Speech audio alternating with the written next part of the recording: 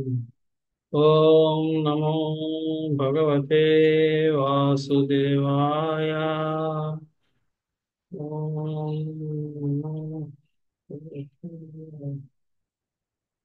ओम नमो भगवते वासुदेवाय।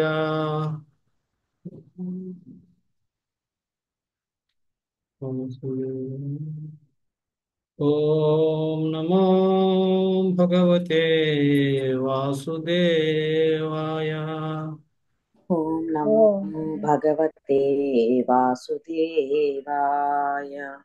नारायणं नमस्कृत्यं नारायण नमस्कृत्यं नरं चैव नरोत्तमं नरं चैव नरोत्तमं देवीं सरस्वतीं व्यासं देवीं सरस्वतीं व्यासं ततो जयमुदीरये। ततो जयमुदीरयेत्। नष्टप्रायेषु अभद्रेषु नष्टप्रायेषु अभद्रेषु नित्यं भागवत सेवया नित्यं भागवतसेवया भगवतीरुत्तमश्लोके भगवती उत्तमश्लोके भक्तिर्भवति नैष्टिकी। भक्तिर्भवति नैष्टिकी। कृष्णाय वासुदेवाय कृष्णाय वासुदेवाय देवकीनन्दनाय च देवकीनन्दनाय च नन्दगोपकुमाराय नन्दगोपकुमाराय गोविन्दाय नमो नमः। गोविन्दाय नमो नमः। ॐ अज्ञानतिमिरान्धस्य ज्ञानाञ्जनाशलाकया चक्षुरुन्मिलितं येन तस्मै श्रीगुरवे नमः। श्रीचैतन्यमनोभीष्टं स्थापितं येन भूतले स्वयं रूपा कदा मह्यं ददाति स्वापदान्तिकम्। वन्देऽहं श्रीगुरो श्रीयुतापतकमलं श्रीगुरुं वैष्णवांश्च श्रीरूपं साग्रजातां सहगना रघुनाथान्वितं तं सजीवं साद्वैतं सावधूतं परिजनासहितं कृष्णचैतन्यदेवं श्रीराधा कृष्णपदां सहगना ललिता श्रीविशाखान्वितांश्च। हे कृष्णा करुणा सिन्धु दीनबन्धो जगत्पते गोपेश गोपिका कान्त राधाकान्त नमोऽस्तुते। तप्तकाञ्चन गौराङ्गी राधे वृन्दावनेश्वरी वृषभानुसुते देवी प्रणमामि हरिप्रिये। नमो विष्णुपादाय कृष्णप्रेष्ठाय भूतले श्रीमते भक्तिवेदान्त स्वामिनिति नामिने। नमस्ते सरस्वते देवे गौरवाणी प्रचारिणे निर्विशेषा शून्यवादी पाश्चात्य देशतारिणे। वाञ्छाकल्पतरुभ्यश्च कृपा सिन्धुभ्य एव च पतितानां पावनेभ्यो वैष्णवेभ्यो नमो नमः। जय श्री कृष्ण चैतन्य प्रभु नित्यानंद श्री अद्वैत गदाधर श्रीवासदि गौर भक्तवृंद। हरे कृष्णा हरे कृष्णा कृष्णा कृष्णा हरे हरे हरे राम हरे राम राम राम हरे हरे। हरे कृष्ण। ఉత్తమ నెల శ్లోక ఈ కార్యక్రమంలో మనం ప్రథమ స్కందం 9వ అధ్యాయం శ్రీకృష్ణ భగవాన్ సమక్షంలో భీష్ముడి నిర్యాణం అనే అధ్యాయంలో మనం 32వ శ్లోకం నుంచి మనం చర్చించబోతున్నాం. 32 నుంచి 42 ఈ 11 శ్లోకాలు ఆ, వ్యాసదేవుడు కృష్ణుడికి సమర్పించుకున్న ఆ, ప్రార్థనలు. ఆ ప్రార్థనలు ఏంటనేది మనం చూద్దాం. ఈరోజు కవర్ చేయడానికి నేను ప్రయత్నిస్తాను మొత్తాన్ని. చూద్దాం ఎంత అవుతుందో. హరే కృష్ణ. శ్రీ భీష్మ ఉవాచ ఇతిమతి ఇతిమతిరుపకల్పిత వితృష్ణా భగవతి సాత్వత పంగవే విభూమిని స్వసుఖమపుగతే పచ్చిద్విహర్తుం ప్రకృతి ప్రకృతిముపేయుషి యద్భవ ప్రవాహ. భీష్మదేవుడు పలికెను, ఇంతవరకు వివిధ విషయములందు విద్యుత్ ధర్మములందు నియుక్తమైన నా ఆలోచనలు, అనుభవములు, కోరికలు ఇప్పుడు శక్తిమంతుడైన శ్రీకృష్ణుని లగ్నమవు కాక అతడు ఆత్మతృప్తుడే అయినను భక్తులకు ప్రభువైన కారణమున తన నుండి సృష్టించబడిన భౌతిక జగమున అవతరించి కొన్ని మార్లు దివ్యానందమును నందుచుండును.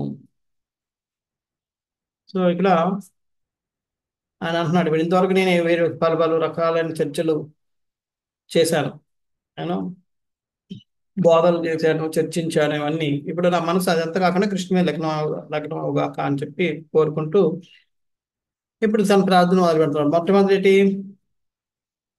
కృష్ణుడు, దేవాదేవుడు అని కృష్ణుడు నేను ఆయన భగవతి సాత్వత పొంగవే. యూనో, భక్తులకు సాత్వత అంటే సాత్వులు అంటే భక్తులు, పొంగవ అంటే ఉత్తములు అంటే ప్రభువు. అయితే స్వసుఖమే ససుఖం, ఆయన సుఖాన్ని తను స్వయంగా పొందగలడు. అంటే ఆత్మ సంతృప్తులు ఆయనకి, ఆయన సంతోషం పొందడానికి వేరే వేరే మీద ఆధారపడవలసిన అవసరం లేదు. అయినప్పటికీ కూడా ఆయన యూనో యద్భవ ప్రవాహ,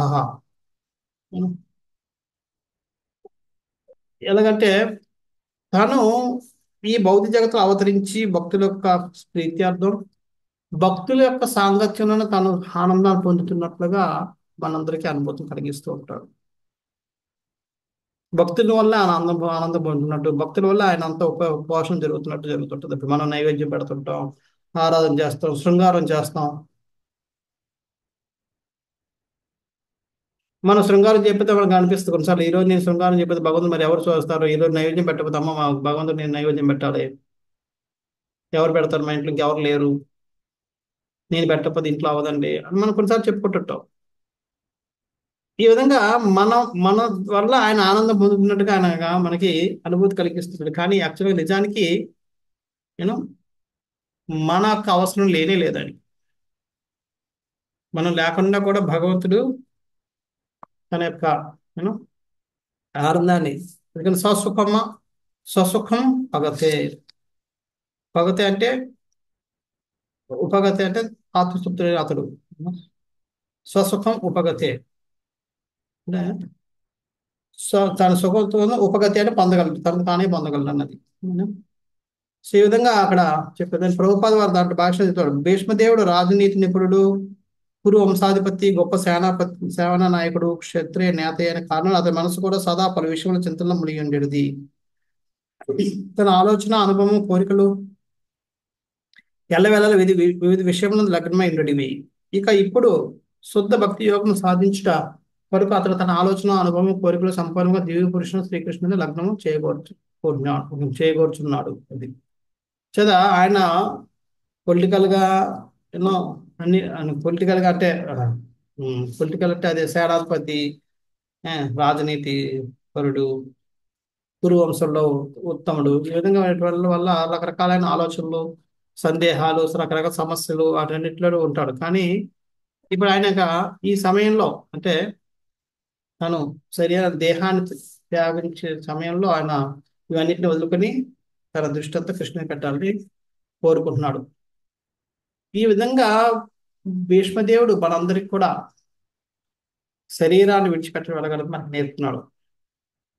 అంచేత మనం ఎన్ని చేసుకున్నప్పటికి కూడా ఆ దేహత్యాగం చేసే సమయానికి మన ఆలోచనలను కూడా భగవంతుని మీదే పెట్టాలి.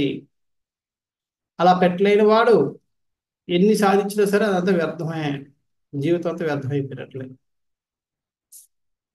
శుద్ధ భక్తులు భగవత్ సేవకు అన్యమైన కోరికలు కలిగి ఉండరు కనుక వారు సాత్వతులుగా పిలువబడతారు. శుద్ధ భక్తులైన వారికి కోరికలు ఏమంటే భగవంతుడి యొక్క ప్రీత్యార్థం. వాళ్ళు ఉన్న కోరికలు ఏమిటంటే భగవంతుడి యొక్క ప్రీత్యార్థం కోసం అంచేత అందుకని వాళ్ళందరినీ సాత్వతులు అంటారు. కనుకనే భీష్మదేవుడు ఇతర కోరికలు వేటిని కలిగి ఉండలేదు. సర్వవిధమైన భౌతిక కోరికల నుండి పడనిదే ఎవరునూ శ్రీకృష్ణుని తమ ప్రభువుగా పొందలేరు. శ్రీకృష్ణుని మనం ప్రభువుగా పొందాలి. ప్రభు అంటే అర్థం ఏంటి? మనం ఆయన ప్రభువు అనుకుంటున్నాడు, ఆయన మనల్ని దాసుడు అనుకోవాలి. దాసుడు అనుకున్నవాడు ఎప్పుడు కూడా, అంటే యజమాని దాసుడు అన్నవాడిని ఎప్పుడు కూడా రక్షించే బాధ్యత తీసుకుంటాడు. అది ఆయన బాధ్యత. అంటే కృష్ణుడు అలాగే మన బాధ్యతను తీసుకోవాలి. అంటే మనం ఈ భౌతిక కోరికల నుంచి బయటపడాలంటే, భౌతిక కోరికలు అంటే మనం భౌతిక కోరికలు అంటే ఓన్లీ నేను ఏదో ఇల్లు కావాలి అవి కోరుకుంటాను కాదు. భగవంతుడు కాకుండా, భగవంతుడి యొక్క ప్రీత్యార్థం కాకుండా వేరే ఎటువంటి కోరుకున్నా సరే అది భౌతికమే అవుతుంది. భగవంతుడికి ఆనందం కలిగించాలి, భగవంతుడికి సేవ సేవ చేయాలన్న కోరిక కాకుండా వేరే ఎటువంటి కోరిక మనకున్నా అది మన ఇంటి వాళ్ళు బాగోగులు అవ్వచ్చు, లేదా మన బాగోగులు అవ్వచ్చు, ఏదైనా అవ్వచ్చు. అది భగవంతుడికి ప్రీతి కలిగించేది కాకపోతే అది భౌతికం కింద వస్తుంది. సో భగవంతుడి కోరిక అలా కాకుండా మనం ఏం చేస్తుందంటే, మనం అటువంటి కోరికలు వదులుకోనున్న రోజులు కృష్ణుని మనల్ని దాసుగా స్వీకరించలేడు. అంటే మనం కృష్ణుని ప్రభువుగా పొందలేము అది చెప్తున్నారు. కోరికలు అల్లడను తుడిచివేయబడవు, కానీ వాటిని పవిత్రమనర్చవలసి ఉన్నది. కోరికలు మనం చంపుకోలేము, కోరికలు అన్నీ ఉంటాయి కాదు. ఆ కోరికలు మనం పవిత్రం చేసుకోవాలి. అంటే అర్థం ఏంటి? భగవంతుడి వైపు తిప్పుకోవాలి. అది దేశము లేలేడి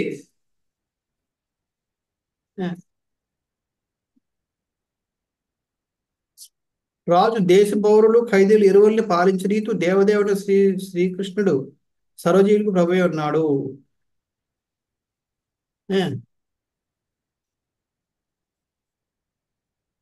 అంచేత ఇప్పుడు గవర్నమెంట్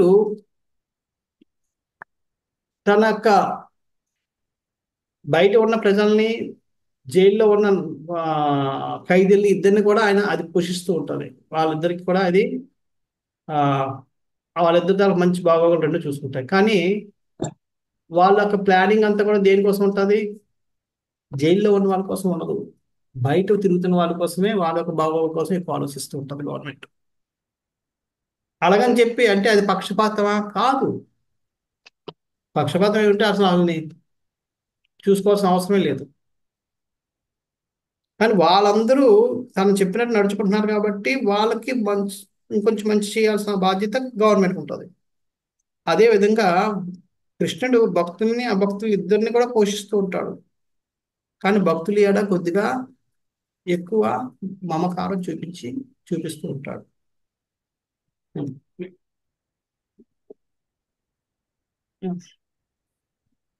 భగవంతుడు ఎందుకు అవతరిస్తారన్న దాన్ని లాస్ట్ లో చెప్తున్నాడు.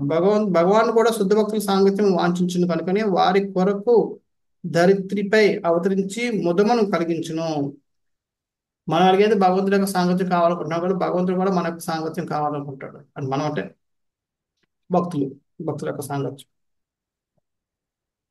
అందుకనే ఆయన ఈ భూమి మీద అవతరించి అటువంటి భక్తులకి యొక్క సాంగత్యాన్ని పొందుతూ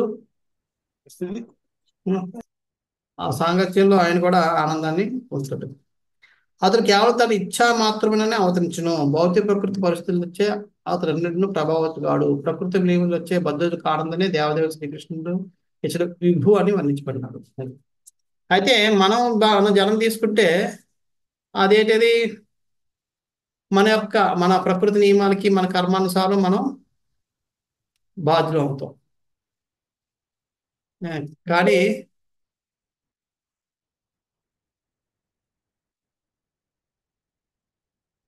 భగవంతుడు అలా కాదు. భగవంతుడు తన యొక్క కోరిక ప్రకారం వస్తాడు.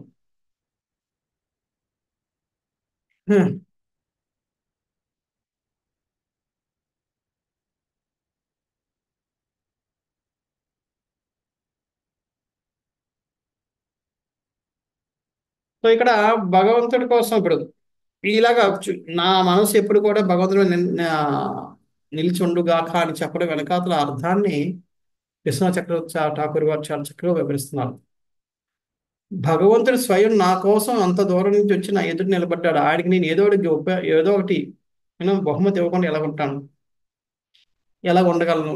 ఏదో ఒకటి బహుమతి ఇవ్వాలి. కానీ ఏది ఇవ్వాలి? ఇప్పుడు నా దగ్గర అంటే ఏం లేవు. ఇప్పుడు నేనేం తెచ్చి ఇచ్చే పరిస్థితులు కూడా లేను. మరి ఏది ఇవ్వాలి?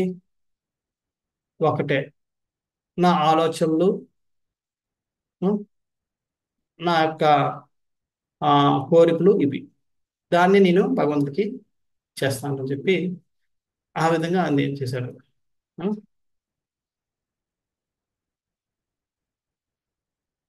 బట్ అంటే అక్కడ ఇప్పుడు ఎవరైనా అడగచ్చు, నువ్వు కోరుకుందేమో చతుర్భుజ రూపం, మరి ఇక్కడేమో కృష్ణుడు ద్విభుజ రూపంలో వచ్చాడు కదా. ఆ?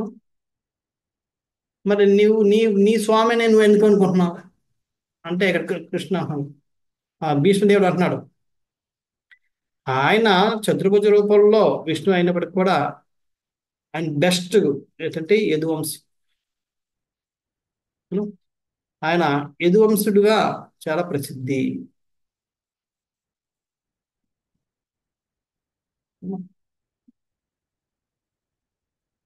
చేత మరి కానీ నారాయణని అందరూ గొప్పగా అనుకుంటారు కదా. సో నేను ఏదో డైలాగ్ అంటే ఈ విధంగా కృష్ణుడిని ఎందుకైనా చేస్తున్నాడు అనడానికి. మరి నారాయణ అందరూ ఎవరు చూసినా నారాయణ దగ్గరికి వెళ్తారు, విష్ణుని కోరుకున్న దేవతలందరూ కూడా అదే వింటాం. వెళ్ళి దేవతలందరూ కూడా విష్ణుని ప్రార్థిస్తారు, విష్ణుని చేస్తుంటారు. ఏ, నువ్వేమో ఈయన్నేమో ఇచ్చేస్తున్నావు అంటే ఎస్. కానీ అటువంటి నారాయణ కూడా కృష్ణుడు యొక్క అంశం. ఆ నారాయణ కూడా కృష్ణుడే మూలాధారం అని చెప్పి చెప్తున్నాడు.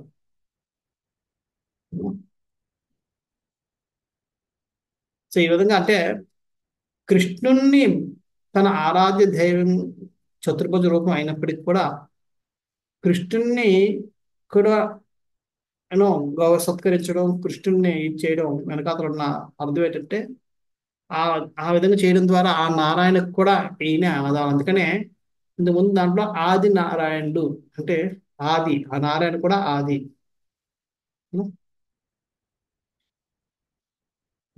చేత సో ఆ విధంగా ఆయన కృష్ణుడి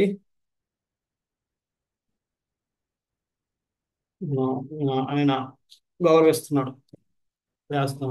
ఎవరు? భీష్మదేవుడు. నెక్స్ట్, త్రిభువన కమలం తమలావర్ణం రవికర గౌరవరాంభరధానే వపురలక కులావృతాన్ననాబ్జం విజయ సచేరతి సస్తు మేన వధ్య.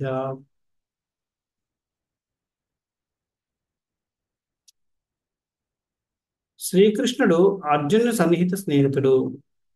అతడు తమలా వృక్షపు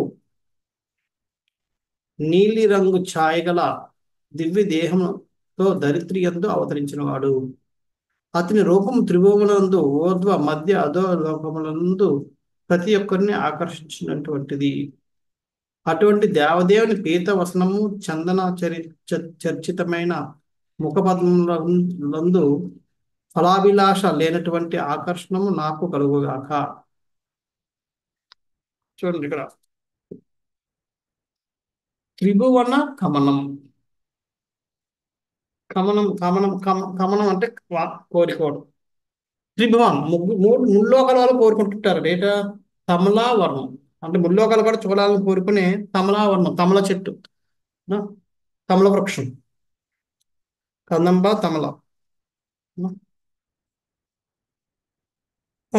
తమల వర్ణం. ఆ తమల వర్ణ చెట్టు యొక్క మొదల యొక్క వర్ణంలో ఉంటాడు కృష్ణుడు. అందుకనే రాధారాణి బృందావనంలో ఎప్పుడైనా సరే ఆ తమల వృక్షాన్ని చూస్తే వీళ్ళు గట్టిగా ఆలింగనం చేసుకునేదట.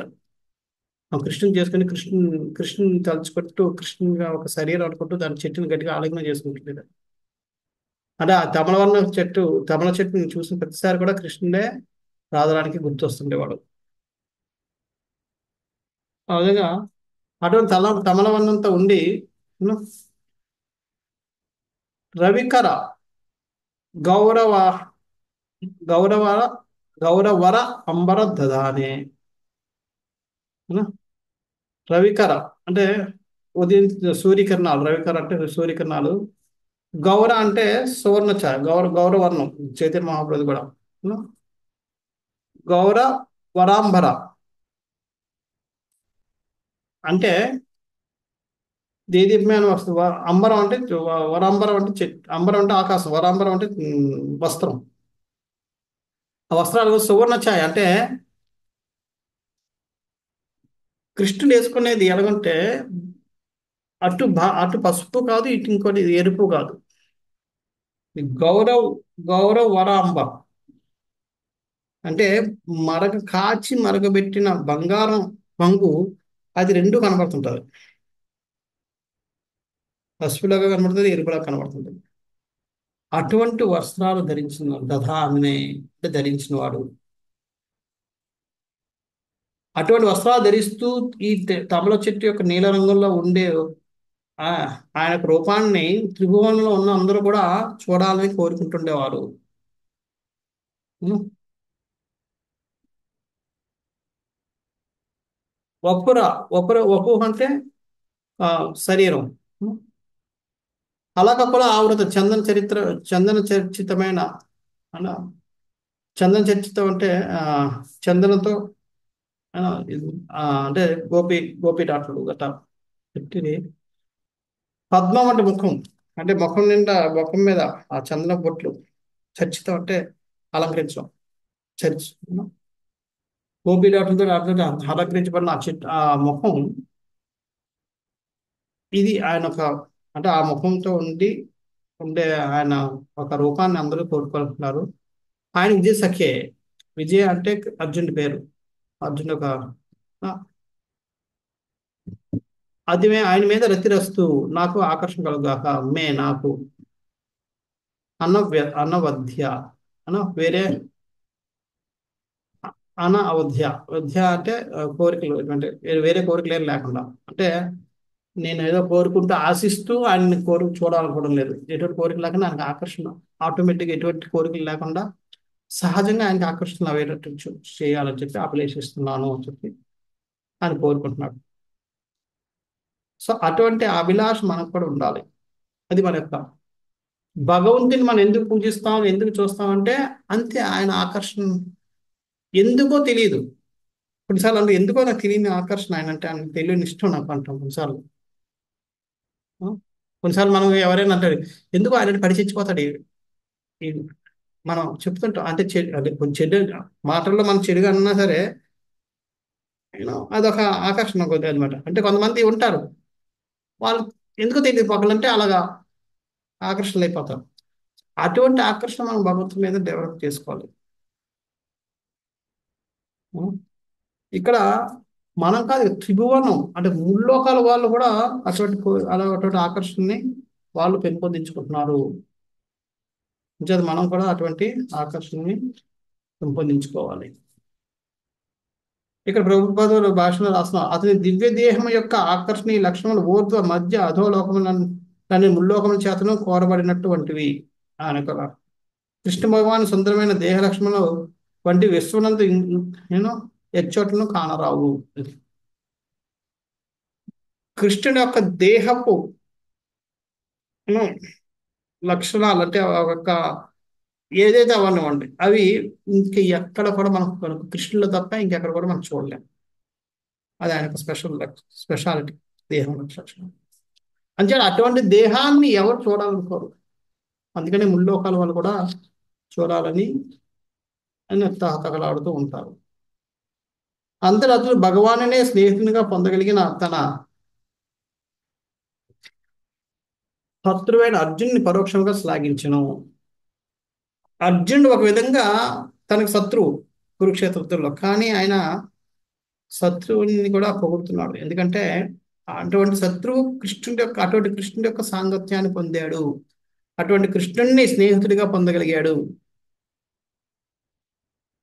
అంచేత పూర్వం ఒకవేళ ఎవరి మీద విరోధం అంటూ ఉంటే అది ఒక విషయం విషయం విషయం మీద ఆధారపడి ఉండేది.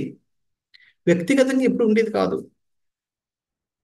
మనది ఏంటంటే ఇప్పుడు మనదంతా కూడా వ్యక్తిగతం పెంచేసుకుంటాం. మనం మన యొక్క దీన్ని విషయాన్ని వదిలేస్తాం.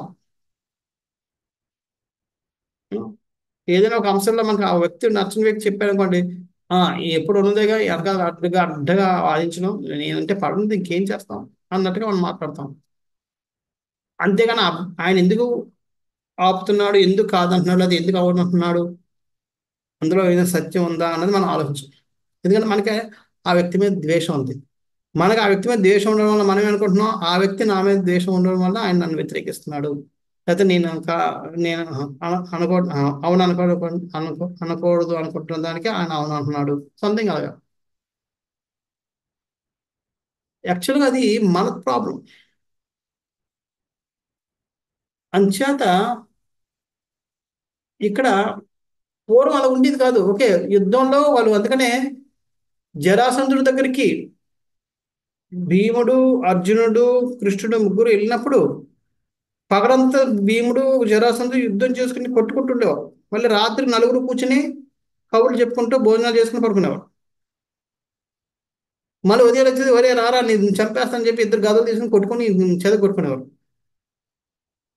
ఇది ఒక రోజు రెండు రోజులు కాదు. కొన్ని ఓకే ఏంటంటే ఒక రోజు రెండు రోజులు మనం ఏదో మొహమాటాన్ని మనం చేయొచ్చు. 27 రోజులు అంటే అది నిజంగా అది మనసులో లేకపోతే 27 రోజులు ఎవరు ఆ విధంగా వ్యవహరించలేరు.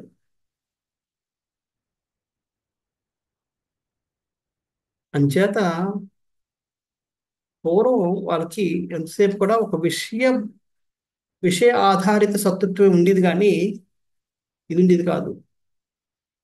కానీ అది విషయం నుంచి మనుషుల మీదకి వెళ్ళిపోవడం వల్ల దుర్యోధనుడికి పతనం కారణమైంది. ఉం? వాళ్ళు పాండవులు అంటేనే ప్రాబ్లం. అంచేత వాళ్ళు ఏం చేసినా ఏదో ప్రతిదానికి ఏదో ఒక రకంగా ఇబ్బంది పెట్టడమే మొదలు పెట్టేవాడు. ఆయనకి పని ఒక రాజ్యంగా రాజులు అవుతారంటే పని అనుకోవడానికి ఆ అడవులోకి వెళ్ళి అరణ్యాసంలో కూడా ఉన్నప్పుడు కూడా చంపాలని ప్రయత్నించాడు. మనుషుల మీదే ఆయన కక్ష కట్టాడు. అంచేత ఆయన పతనానికి అది తీసింది. పలు దివ్య రసభావనల ద్వారా భగవానుతో సంబంధం కలిగి ఉండు భక్తులతో కలిసి సంబోధించినచో భగవానుడు మొదమందును. భగవంతుడు ఎప్పుడు కూడా భక్తులతో కలిపి భక్తుల పేరుతో కలిపి మనం సంబోధిస్తే భగవంతుడు ఆనందిస్తుంటాడు. ఎందుకంటే ఆయన భక్తుల్ని మనం ఆయనకి గుర్తు చేస్తున్నందుకు. అందుకని ఇక్కడ విజయ సఖే అని చెప్పి భీష్మదేవుడు చూడండి అక్కడ నా నాకు నా ప్రభు అని కూడా చెప్పుకోవచ్చు. ఆ విధంగా నేను అంటే భీష్ముడు అన్నది గుర్తు చేసుకోవచ్చు. కానీ భక్తుడినోడు ఎప్పుడు కూడా తనను తాను ఎప్పుడు ఉన్నత స్థితిలో చూడదలుచుకోడు. అందుకని చెప్తారు, బలరాముడు ఈ యుద్ధం జరుగుతున్నప్పుడు, ఇది కురుక్షేత్ర యుద్ధం జరుగుతున్నప్పుడు బలరాముడు కౌరవుల పక్షంలో యుద్ధం చేయాలనుకుంటాడు. కానీ కృష్ణుడు అంటాడు, నేను ఆల్రెడీ అర్జునుడికి మాట ఇచ్చేసాను, నేను పాండవుల పక్షంలో యుద్ధంలో భాగస్వామి అవుతానని చెప్పి అంటాడు. అంటే అప్పుడు బలరాముడు అనుకుంటాడు, మరి ఆయన పాండవుల పక్షంలో ఉంటే నేను కౌరవుల పక్షంలో యుద్ధం చేయలేను, అలాగని చెప్పి నేను కూర్చుని ఉండలేను. అందుకని ఆయన తీర్థయాత్రకు వెళ్ళిపోతాడు. తీర్థయాత్ర పేరు మీద అక్కడి నుంచి వెళ్ళిపోతాడు. వెళ్ళిపోయి తీర్థయాత్ర అన్ని చేస్తాడు. కానీ జగన్నాథ్పురికి వెళ్ళట బలరాముడు. ఎందుకంటే అక్కడ బలరాముడు కృష్ణుడి పక్కన ఇద్దరు ఒకే స్థాయిలో నిలబెట్టి పూజలు చేస్తారు. అది ఆయన చూడదలుచుకోలేదు. తనను తాను భగవంతుడితో సమాన స్థాయిలో చూడదలుచుకోలేదు. మిగతా చోట్ల అయితే కృష్ణునో లేకపోతే బలరాముని అలాగే పూజ చేస్తారు, కానీ అక్కడ మాత్రం రెండు కలిపి పూజ చేస్తారు. కృష్ణుడు బలరాముడు ఇద్దరు ఉంటారు. తనను తాను కృష్ణుడితో సమాన స్థాయిలో చూడదలుచుకోలేదు. అందుకని ఆయన జగన్నాథపురికి దర్శనానికి వెళ్ళాడు. బలరాముడు లాంటి వ్యక్తే తన కోసం చెప్పుకోదలుచుకోలేని తనని గొప్పగా చూడదలుచుకోలేనప్పుడు మనం చూడాలనుకుంటే అది అపరాధం అవ్వకపోతే ఏమవుతుంది. అందుకని నిజమైన భక్తుడికి ఎప్పుడు కూడా తనని గొప్పగా చూడాలనుకోడు, గొప్పగా చెప్పుకోడు కూడా. అలా చెప్పుకున్నవాడు నిజమైన భక్తుడు కాదు. అలా ఉండాలని కోరుకున్నవాడు ఆయనలో భక్తి తాలూకా భక్తిని యొక్క ఉండాలి లక్షణాలు లేవు అని అర్థం. అంచేత మనం ఎప్పుడు కూడా మనల్ని గొప్పగా చెప్పుకోవడం కానీ, మన కోసం మనం గొప్పగా చూడాలని కోరుకోవడం కానీ చేయకూడదు. అలా చేసుకున్న రోజు మనం భక్తి యొక్క లక్షణాలను మనం కోల్పోయిన వాళ్ళం అవుతుంది. కనుక శ్రీకృష్ణుని అర్జునుని చక్కగా భీష్మదేవుడు సంబోధించాడు. అర్జునునికి సారథ్యం వహించిన సమయంలో సూర్యకిరణముల శ్రీకృష్ణుని దివ్య వస్త్రములపై ప్రతిబింబించి సుందరమైన తేజం కలుగజేశాను. అందుకని రవికర గౌరవ ఆ విధంగా భగవంతుడు గల వివిధ రసములలో దేనినైనా భక్తులైన వారు దివ్యానందాన్ని పొందగలరు. దేనితోనైనా ఏదో 12 రకాల రసాలు ఉంటాయి. 12 రకాల రసాలు ఏ రసంతోనైనా భక్తులు ఆనందం పొందుతూ ఉంటారు. ఇంచేత ఈ విధంగా ఈయన ఈయన కూడా వీర రసంలో భీష్మదేవుడు ఆనందాన్ని పొందుతూ ఉన్నాడు. భగవాన్తో జీవుని అట్టి నిజమైన సంబంధం 5 ముఖ్య రసములు ఏదేని ఒక రూపమును పొందగలదు. శ్రద్ధావంతుడైన భక్తునికి ఇది కథలో ఎట్టి భేదమును కలుగజేయదు. భీష్మదేవుడే దీనికి చక్కని నిదర్శనము. భగవంతు ఆ ఘననాయకుడు ఏ రీతి ఆధ్యాత్మిక సంబంధం కలిగి ఉన్నాడో సావధానంగా పరిశీలించవలసి ఉన్నది. నేను భక్తులు అన్నవాడు ఏదో ఒక రకమైన రసంతో, ఈ 12 రసాల్లో ఏదో ఒక రసంలో వాళ్ళు సంబంధాన్ని ఏర్పరచుకొని ఉంటారు. అదే ఇప్పుడు భీష్మదేవుడు ఎటువంటి రసాన్ని ఎటువంటి సంబంధాన్ని కలిగి ఉండాలని కోరుకుంటున్నాడు అన్నది మనం ఇప్పుడు గమనిద్దాం అని చెప్పి ప్రభుపాద చెప్తున్నారు.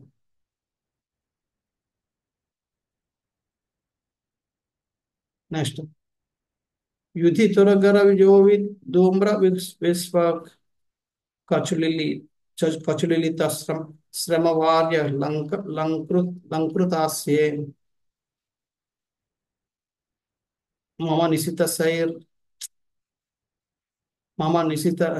సైర్ వివిధ్యమాన వచి విలసత్వ వచి విలత కవచేస్తు కృష్ణ ఆత్మ.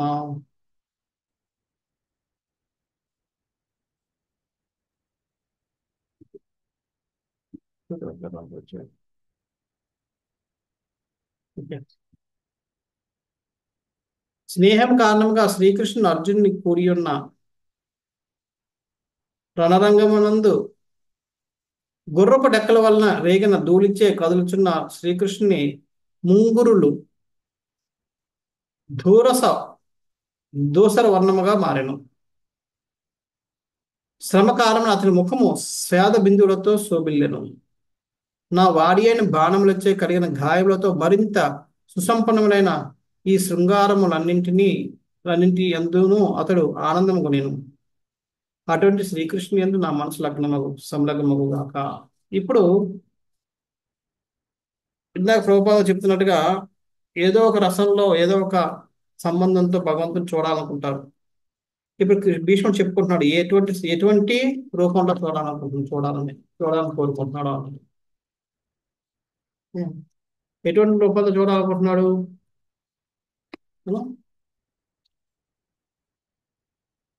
రణరంగంలో యుద్ధం రథసారథి కాబట్టి ముందు ఉంటూ ఆయన మీదకి రథం యొక్క రకరకాల గుర్రాలు పరిగెడుతున్నాయి, రథాలు పరిగెడుతున్నాయి, అటువంటి ధూళి అంతా పడి ముంగురులు ముందర ఉన్న ఉంగరాలు ముంగురులు అంటే ఉంగరాలు తిరుగుతున్నా ముందు ముఖం మీద పడుతున్నా ఆ జుట్టు అంతా కూడా ఎలా ఉందట? దూసర వర్ణముగా మారింది. దూసర వర్ణం అంటే బూడిద రంగు తెలిసి. ధ్రూమం అంటే దూసర వర్ణం. దూసర వర్ణం అంటే తెలుసు ఎవరికైనా?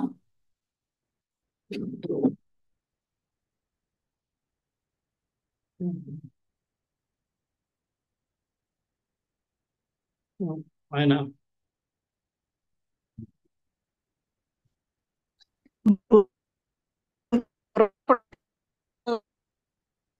ఆ, ఇప్పుడు అవి డెక్కల నుంచి ఆ, దు- ఆ రకం ఆ కలర్ మాట దూసర వర్ణం. Grey colour Prabhuji. అదే అదే గ్రే కలర్, అదే మట్టి కలర్ బూడిద. మట్టిగడ్డ అదే. అంటే అది ఆ వడి, ఆ నలుపు అంతా అక్కడ ఆ విధంగా మారిపోయిందట ఆయన మీద. అంతేకాకుండా ఆయన ముఖం మీద అంతా శ్వేత బిందువులు అన్ని, అంటే చెమట బిందువులు అన్నీ ఉన్నాయి. అంటే కృష్ణుడు లాంటి వాడికి చెమట పట్టడం అనేది అసాధారణం. ఉం. ఎందుకంటే భగవంతుడు ఆయన. అటువంటి వాడిని భగవంతుడికే చెమటలు పట్టించిన వ్యక్తి ఈయన. ఎవరు? భీష్మదేవుడు. ఆయన శ్వేత బిందువులతో కూడికెళ్ళి, అంతేకాకుండా నా యొక్క వాడి అయిన బాణాల చేత గాయాలతో పడి, ఆ గాయాలకి అక్కడ ఇక్కడ రక్తం చిందుతూ, ఉం, ఆ గాయాల యొక్క ఆ రక్తం యొక్క ఇది, వీటన్నిటితోటి ఆయన ఎంతో అందంగా కనపడుతున్నాడు. ఉం. ఇటువంటి రూపాన్ని ఎవరు చూడాలనుకుంటారు? ఎవరైతే వీరులు అటువంటి రూపంలో గాయాలతో ఉన్నారు. ఎప్పుడైనా వీరుడికి, యుద్ధభూమిలో ఉన్నవాడికి, అందుకని చూడండి మనకి ఆ, ఎప్పుడైనా మన ఇది చూస్తే, ఆ, సినిమా పోస్టర్ చూస్తే, గన్ను పట్టుకుని గట్టి చూసినప్పుడు ఆ ముఖం నిండా మసి, ఏవో దెబ్బలు గాయాలతోటి ఆ హీరోని చూపిస్తారు. అలా చూసినప్పుడే ఆయన అది, అదొక అందం. హీరో అని మత్తుగా అంత సాఫ్ట్ గా ఎటువంటి లేకుండా గన్ను పట్టుకుని కూర్చుంటే అది అదేదో పోజ్ ఇచ్చినట్టు ఉంటుంది, కానీ హీరోయిన్ లాగా అనిపిస్తుంది. ఇంకా ఒక వీరుడికి ఇలా గాయాలతోటి, దెబ్బలతోటి తనను తాను కానీ ఇతరులు కానీ చూసుకున్నప్పుడు, ఓ ఈ నిజంగా వీరుడు రా అన్న భావన కలుగుతుంది. అంచేత కృష్ణుని ఆ విధంగా కోరాలనుకుంటున్నాడు ఈయన. ఆ విధంగా చూసి చూడాలని, వాడి అని గాయాలతో ఉండి, ముఖం నిండా చెమటలు పట్టి, స్వేదం, జుత్తంతా ఈ కుర్రబడకంత ధూళి కారణంగా గోధుమ వర్ణం, గోధుమ వర్ణం అంటే గ్రే కలర్ లోకి మారుతూ, ఉం. కానీ అక్కడ ఏమంటున్నాడు మళ్ళీ? గాయములతో మరింత సుసంపన్నమైన ఆ శృంగారములన్నిటిని ఎందును అతడు ఆనందం కొనెను. ఆయన కూడా అంటే భీష్ముడు ఎందుకు చూడాలనుకుంటున్నాడు? అది కృష్ణుడు కూడా ఆనందిస్తున్నాడు దాన్ని. ఎందుకని? భీష్ముడు తెలుసు కృష్ణుని గాయపరచడం అన్నది సాధ్యం. ఎందుకంటే నయనం చిందంతి శస్త్రాన్ని నయనం దహతి పావకాహ అని చెప్పి మనం ఆల్రెడీ భగవద్గీతలో చెప్పుకుంటున్నాడు. కృష్ణుడే చెప్పాడు. అంటే ఏ అస్త్రం కూడా ఆయన్ని గాయపరచలేదు. ఎందుకంటే ఆయన ఆత్మకి దేహానికి అంతరం లేదు. దేహం కనబడుతుంది కూడా ఆత్మే. మనకైతే మన ఆత్మకి దేహానికి తేడా ఉంది, కాబట్టి దేహానికి ఏం గాయం తగిలితే అది ఒక రకమైన బాధ, కానీ ఆత్మకి ఏం తగలదు. అంచేత ఆత్మే కాబట్టి ఆయన ఆత్మకి దేహానికి ఆయన ఆత్మకి ఆయన యొక్క దేహానికి అంతరం లేదు, భేదం లేదు. కాబట్టి ఆయన ఆత్మతో సమానం ఆయన దేహం కూడా. అంచేత ఆత్మని ఎలాగైతే మన శస్త్రాలతోటి ఆయుధాలతోటి మనం గాయపరచలేము, ఆ దేహాన్ని కూడా మనం గాయపరచలేము.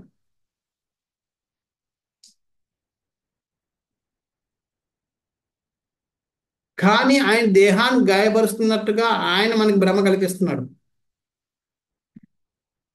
అంచేత ఎందుకని?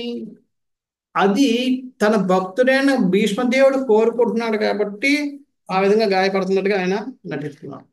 నటిస్తున్నాడు కాదు, అలాగా కల్పిస్తున్నాడు.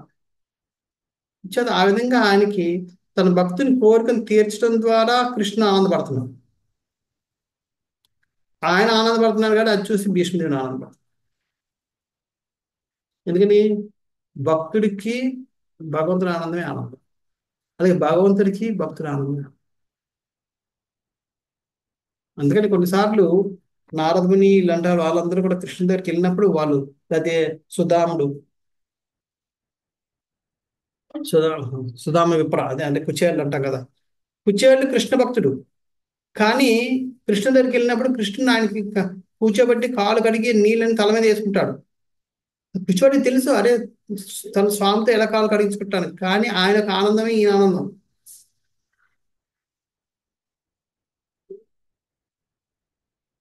మంచిగా అది కృష్ణుడికి అది ఆనందం కలిగిస్తుంది కాబట్టి ఆయనతో కాలు కడిగించుకుంటాడు. అలాగే నారదుని కూడా వెళ్ళిన ప్రతిసారి కూడా ఆయనతో పూజలు చేయించుకుంటాడు, ఆయన కాలు కడిగించుకుంటాడు, లేకపోతే ఆయన నమస్కారం చేయించుకుంటాడు.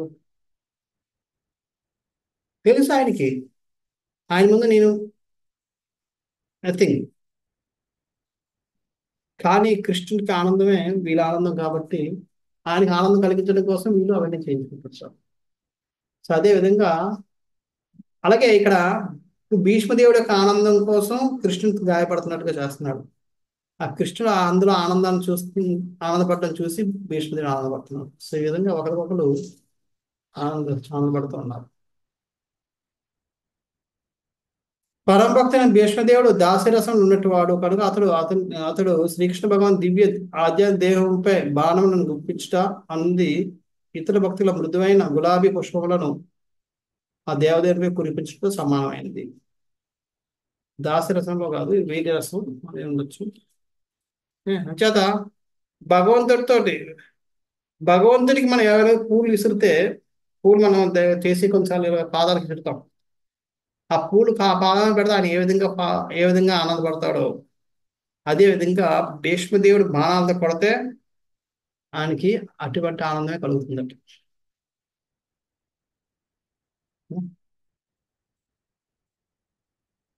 సో ఈ విధంగా, అందుకనే మనకు నచ్చిన వాళ్ళు తిట్టినా సరే అది ఆనందం కలిగిస్తుంది మనకి. నచ్చిన వాళ్ళు పొగిడినా సరే అది మనకి కర్ణ కఠోరంగా ఉంటుంది. అదేవిధంగా భక్తులు వారి యొక్క భావాన్ని బట్టి ఏం చేసినా భగవంతుడు దాన్ని స్వీకరిస్తాడు, అదే ఆనందంతో. అంటే ఇక్కడ వీర్య రసంలో ఉండడం వల్ల భక్తులు, దాస్యరసంలో ఉన్న భక్తులు పువ్వులు జల్లితే ఏ విధంగా ఆనందం కలిగిస్తుందో, భీష్ముడు బాణాలతో పట్టడం కూడా అంతే ఆనందాన్ని అన్నికి కలిగిస్తుంది. తాను శ్రీకృష్ణుని గారు వనరించిన కార్యములకు భీష్మదేవుడు పశ్చాత్తాప పడుతున్నట్లుగా ఇది గోచరిస్తున్నది. అంచేత కొద్దిగా ఆ రూపాన్ని తలుచుకుంటూ ఆయన, నేను చూడు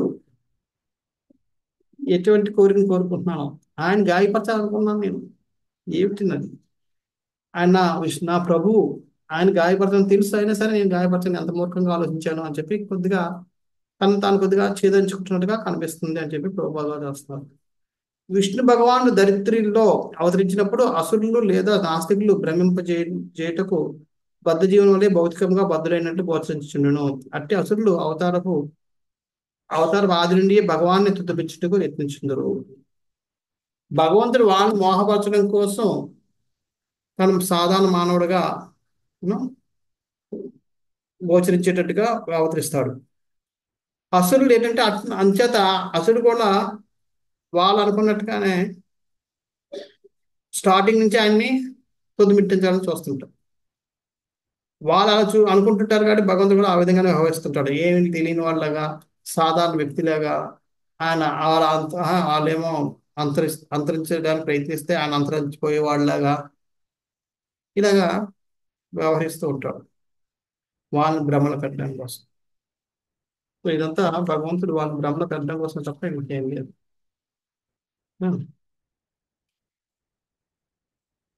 ఇంకా ప్రభుపాద తర్వాత తన తీక్షణ బాణంచే కలదపడినాను శ్రీకృష్ణ భగవాన్ అర్జును ఒంటరిగా పోవటయు యుద్ధరంగమున తాను అతని ఎడ అమర్యాదగా వర్తించను, తన మరణశయ్య చెందకు అర్థించుటను ఆ దేవత నిరాకరించిపోవటయు దాంచి భీష్మదేవుడు శ్రీకృష్ణుని పూర్ణ కరుణా స్వభావమును శ్లాఘించుచున్నాడు. ఆ విధంగా శ్రీకృష్ణ భగవాన్ కరుణా స్వభావము, భీష్ముని పశ్చాత్తాప భావము రెండును ఇచ్చట అద్వితీయములై ఉన్నవి. అక్కడ కృష్ణుని అంత గాయపరుస్తున్నప్పటికి కూడా కృష్ణుడు మాత్రం అర్జునుని వదలలేదు. అర్జున్ రక్షించే బాధ్యత తీసుకున్నాడు. అది అంటే అటువంటి ప్రాణ సంకటం లాంటి సమయంలో కూడా భగవంతుడు తన భక్తిని విడిచిపెట్టడానికి వెనకాడడు అని భగవంతుని పొగుడుతూ, నేను అంత గాయపరిచి ఆయనకు అంత అసౌకర్యం కలిగించినా సరే నా కోరిక నుంచి నా దగ్గరికి వచ్చాడు నన్ను క్షమించి. నేను ఆయన అపరాధం చేసినా సరే ఆయన అంత కరుణా స్మూర్తి కాకపోతే అలా చేస్తాడు అని ఈ విధంగా కృష్ణ యొక్క లక్షణాలను, ఈ 2 లక్షణాలను ఆయన యూనో గుణగానం చేస్తున్నాడు కృష్ణుడు. అంటే కృష్ణుడు ఏదైనా సరే తన యొక్క భక్తుల యొక్క రక్షణని విడిచిపెట్టడు. అలాగే తన భక్తులు ఏం చేసినా సరే, ఎటువంటి అపరాధాలు చేసినా సరే అవన్నీ మంచి వారి యొక్క శ్రేయస్సు కొరకే భగవంతుడు సదా కృతనిత్యుడై ఉంటాడు అని చెప్తున్నాడు. అంచేత తన భక్తుడు కాబట్టి తనను అపరాధపరిచినా, గాయపరిచినా, తనకు అపరాధం చేసినా సరే క్షమించి కృష్ణుడు తన మరణ సయ్యాన్ దగ్గరికి వచ్చాడు. చూడండి ఎంత గొప్పవాడో కృష్ణుడు అని చెప్పి కృష్ణుని ఈ విధంగా ఆయన ఈ విధంగా కృష్ణుడి యొక్క కరుణా స్వభావాన్ని భీష్ముడు పశ్చాత్తాపడుతున్నాడు. చూడండి నేను ఎంత ముట్టుకున్నాం, అయినా సరే కృష్ణుడు తన కరుణా స్వభావం చేత నన్ను క్షమించిన దగ్గరికి వచ్చాడు అని చెప్పి ఆయన ఇక్కడ చెప్తున్నాడు. పరమ ఆచార్యుడును మధుర రస భావము నందున్న భక్తుడును ఆగు శ్రీల విశ్వనాథ చక్రవర్తి ఠాకూర్లు ఈ విషయం ఒక చక్కని వ్యాఖ్యానం గావించుండరి.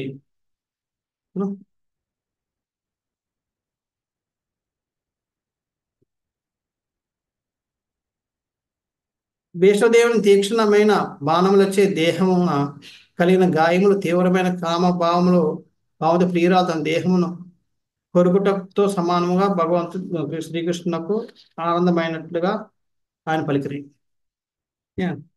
ఇది ఎలాగంటే ప్రియుడు ప్రియురాలికి మధ్య వైరం జరుగుతూ ఉంటారు, కొన్నిసార్లు తిట్టుకుంటారు, కొట్టుకుంటారు, కానీ వాళ్ళు అందులో కూడా ఆనందాన్ని పొందుతూ ఉంటారు. అదేవిధంగా ఇక్కడ భీష్ముడు కృష్ణుడు కూడా బాహ్యంగా ఒకరికొకరు విరోధులుగా కనబడుతున్నప్పటికీ వారిద్దరి మధ్య కూడా ఆ ప్రేమ అన్నది అలాగే ఉంది. ఆ ప్రేమ కూడా అటువంటిదే.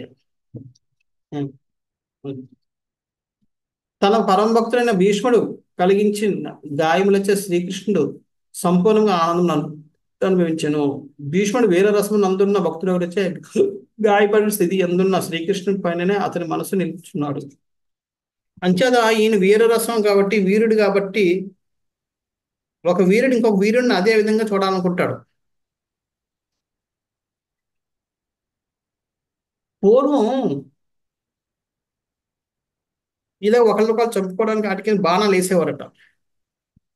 వేసినప్పుడు తను వేసిన బాణాన్ని ఎదుటి వ్యక్తి దాన్ని ఆపి దాన్ని నిష్ప్రయోజనం చేయిస్తే వీరు కూడా ఆయన పొగిడేవారట, సభాష్ అనేవారట.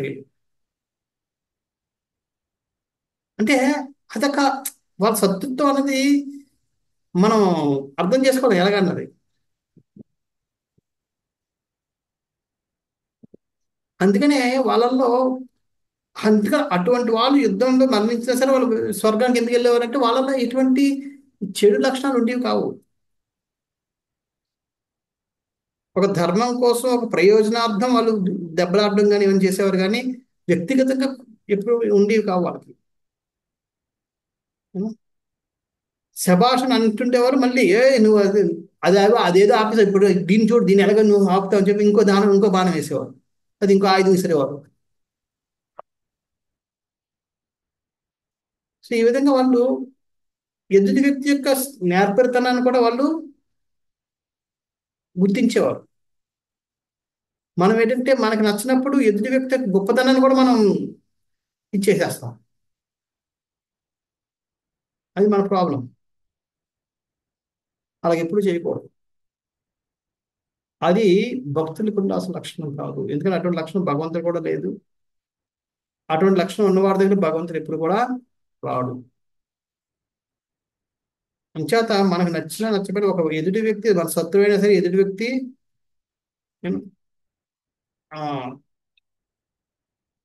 మంచి చేస్తే ఆ మంచి గుణాలు అంటే మంచి గుణాలు మనం గుర్తించాలి. యాక్చువల్గా రామాయణంలో ఒక చిన్న ఇది వస్తుంది. రావణాసురుని చంపిన తర్వాత రాముడు ఆంజనేయ దగ్గరికి వెళ్ళి ఈ వార్త చెప్పు, రావణుని చంపేశాడు, you know, నీకు ఇంక మోక్షం వచ్చింది అని చెప్పిస్తురా అని చెప్తాడు. ఎందుకంటే హనుమంతుడు తెలుసు సీతాదేవి ఎక్కడ ఉందని. హనుమంతుడు వెళ్తాడు. వెళ్ళేటప్పటికి అప్పటికే ఇంకా ఆ రాక్షసి సేన అంతా ఆమెను ఇబ్బంది పెడుతుంటది, పెళ్లి చేసుకో రావణాసురుని అది ఇది అని చెప్పి.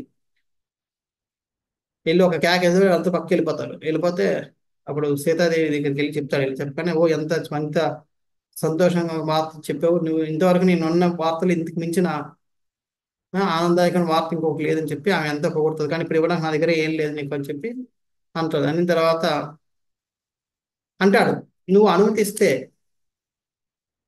ఈ రాక్షస మోహనంతటిని ఒక మట్టు పెట్టేసి వెళ్ళిపోతాను, ఒక దెబ్బకి నేను వీళ్ళందరినీ ఫినిష్ చేసి వెళ్ళిపోతాను అంటాడు.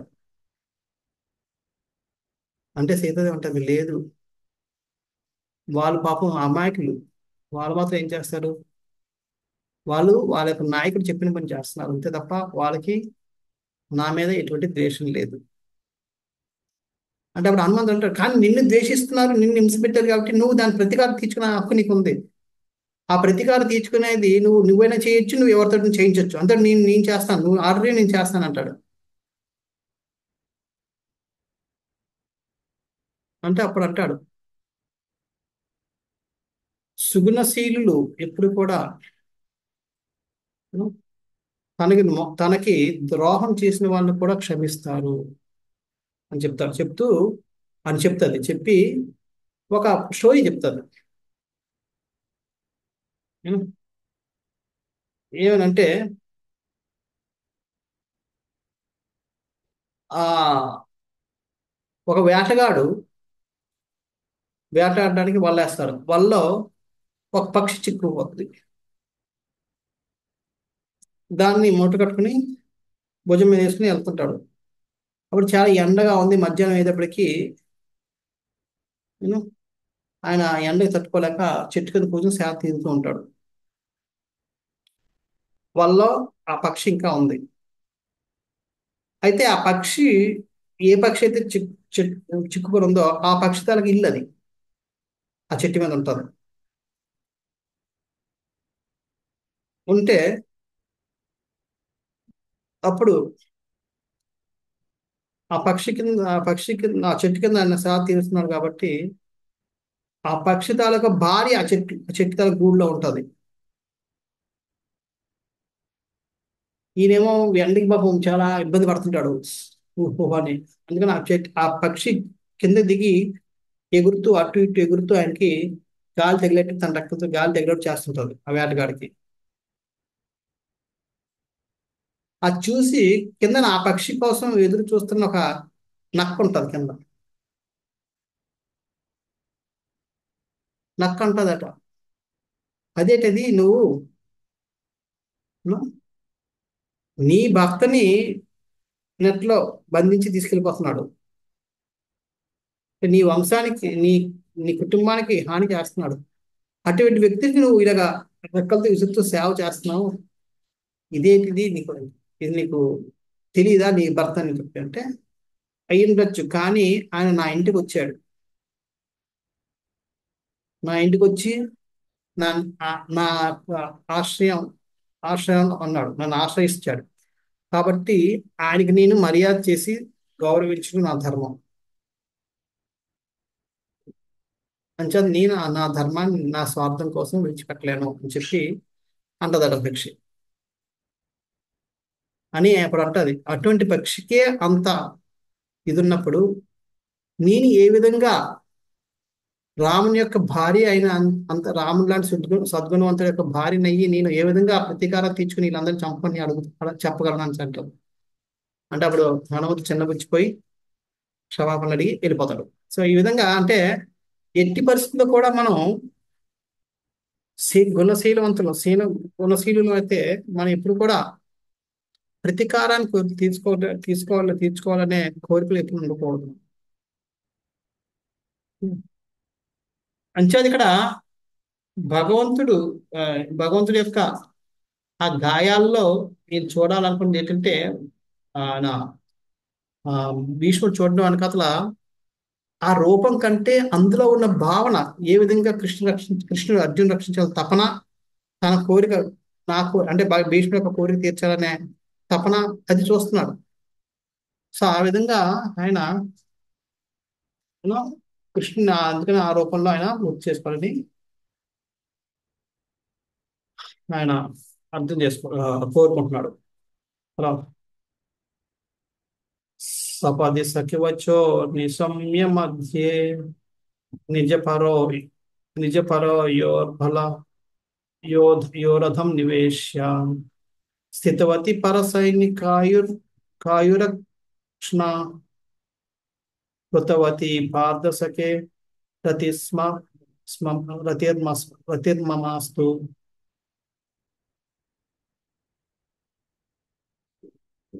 ఈరోజు ఓకే. మిత్రుడైన అర్జునుని ఆజ్ఞకు బద్ధుడే కురుక్షేత్ర రంగమునందు అర్జునుడు మరియు దుర్యోధన సేనల నడుమ ప్రవేశించిన శ్రీకృష్ణుడు అచట తన కరుణా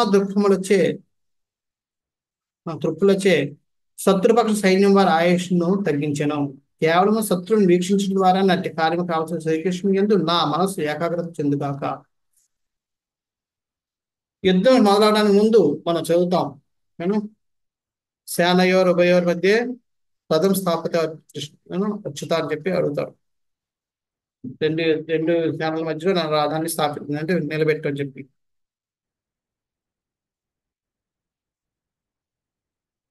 ఆ విధంగా చెప్పినప్పుడు అర్జున్ యొక్క కోరిక ప్రకారం ఆజ్ఞానుసారం కృష్ణుని పెట్టి అర్జున్తో పాటు ఆయన కూడా శత్రు సైన్యాలంతటిని చూస్తుంటాడు.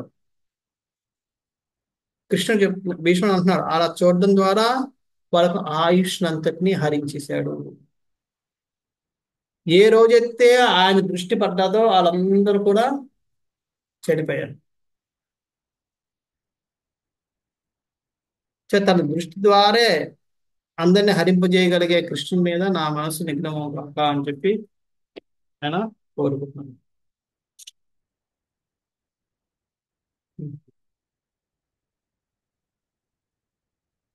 ప్రభుపాద వారు చెప్తున్నారు, పరమ దివ్యుడైన భగవానుడు ఏ జీవికి ఆజ్ఞానువర్తి గాని సేవకుడు గాని కాదు. అవునా? ఆజ్ఞానువర్తి ఆజ్ఞ అనువర్తి అంటే అనుకూలంగా, వర్తి అంటే వర్తించడం, అంటే ఆజ్ఞకి అనుకూలంగా వర్తించేవాడు, అంటే ఆయన చెప్పినట్టు చేసేవాడు కానీ లేదంటే సేవకుడు కానీ కాదు కృష్ణుడు. కృష్ణుడు మనం చెప్పినట్టు చేసేవాడు కానీ మన సేవకుడు, మనకు ఇది కావాలంటే అది ఇవ్వడం, మన ఆజ్ఞాపిస్తే చేసేవాడు కాదు, మనకి సేవ చేసేవాడు కాదు, అటువంటి వ్యక్తి కాదు. ఎందుకని ఆయన పరమ దివ్య పురుషుడు. కానీ శుద్ధ భక్తుడు తనకు గల నిర్హేతుక కరుణ వాత్సల్యముల కారణముగా అతడు భక్తుని ఆజ్ఞకు సేవకుని వలె ఆజ్ఞను సేవకుని వలె నిర్వహించుచున్నాను. కానీ నిర్హేతుమని అంటే నిర్హేతు అంటే కారణం, ఎటువంటి కారణం లేకుండా భక్తుల మీద ఉన్న కరుణ వాత్సల్యాల కారణంగా అంచేత ఆయన ఎటువంటి కారణం భగవంతుడికి భక్తుల మీద ఉన్న కరుణ, ఆకర్షణ, వాత్సల్య భావ కారణంగా ఆయన ఎవరికి సేవకుడు కానప్పటికీ ఆయన సేవకుడిలాగే వర్తిస్తూ ఉంటాడు. అంచేత ఆ భక్తులు ఏం చెప్తే చేస్తూ ఉంటాడు.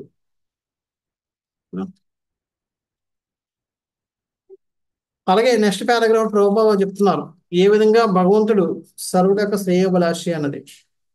శ్రీకృష్ణ తన కృపా వీక్షణము చేతనే శత్రుపక్షం వారి ఆయుష్ను హరింపజేసను అది చెప్పారు.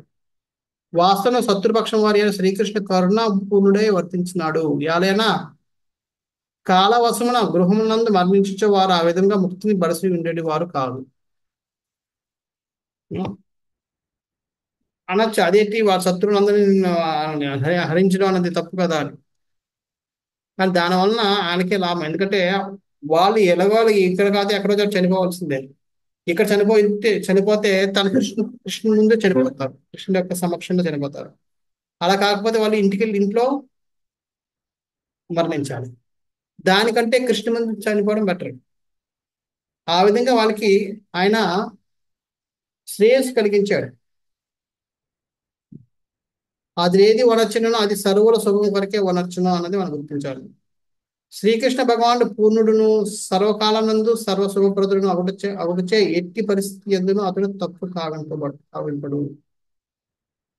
ఆయన పూర్ణుడు, సర్వకా సూర్యుడు, యూనో పూర్ణుడు కాబట్టి, సర్వశుభప్రదుడు కాబట్టి ఆయన ఏం చేసినా అది శుభప్రదం మంచి అవుతుంది తప్ప వేరే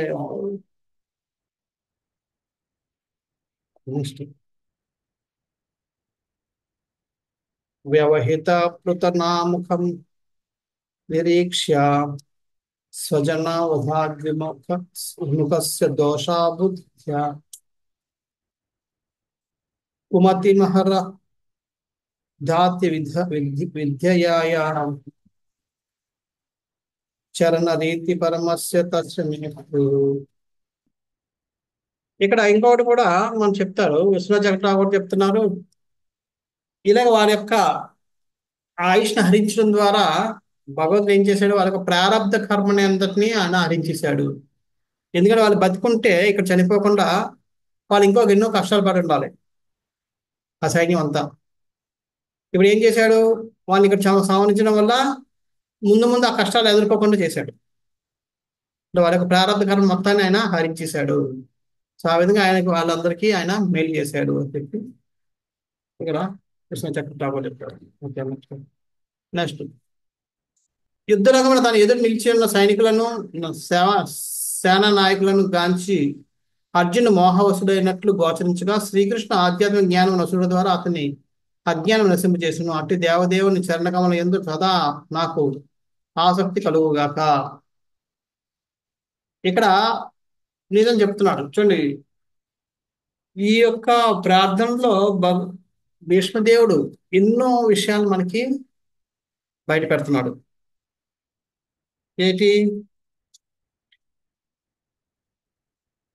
కృష్ణుడిని గాయపరచలేను, అయినప్పటికీ నేను గాయపరుస్తుంటే ఆయన గాయపడుతున్నట్టుగా అవుతున్నాడు. అటువంటి స్థితిలో కూడా భక్తుడి యొక్క సంరక్షణను ఆయన విడిచిపెట్టలేదు. అది అలాంటి విషయాలు పెట్టాడు. మళ్ళీ ఇక్కడ ఏం చెప్తున్నాడు, అర్జునుడు మోహవసుడైనట్లుగా గోచరించగా కృష్ణుడు అతని ఆధ్యాత్మిక జ్ఞాన వసుడు ద్వారా అతని అజ్ఞానం నశింపజేసాను. గోచరించగా అంటే గోచరిస్తుంది అంటే నిజానికి అర్జునుడు ఎప్పుడు కూడా యూనో ఈ మోహితుడు అవ్వలేడు. కానీ కృష్ణుడి యొక్క సంకల్పం వలన మాత్రమే అర్జునుడు మోహతుడయ్యాడు. ఎందుకని ఆ విధంగా కానీ జ్ఞానోదయం చేసి అజ్ఞానాన్ని నశింపజేయడం కోసం. అటువంటి ఆయన కోసం నేను అంటే ఈ విధంగా అది అర్జునుడు కూడా మోహితుడు అవ్వలేదు. యాక్చువల్గా అది కూడా కృష్ణుడి యొక్క సంకల్పం వల్లనే అది జరిగింది అన్నది ఇక్కడ వేదవ్యాసుడు ఇక్కడ బయట పెడుతున్నాడు.